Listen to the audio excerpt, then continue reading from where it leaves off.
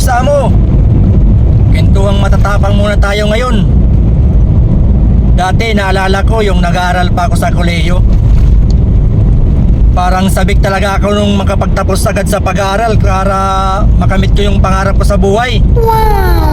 Yung makahanap ako ng magandang trabaho at makaipon ng pera. Yun talaga yung goal natin eh. Bakit tayo nag-aaral eh.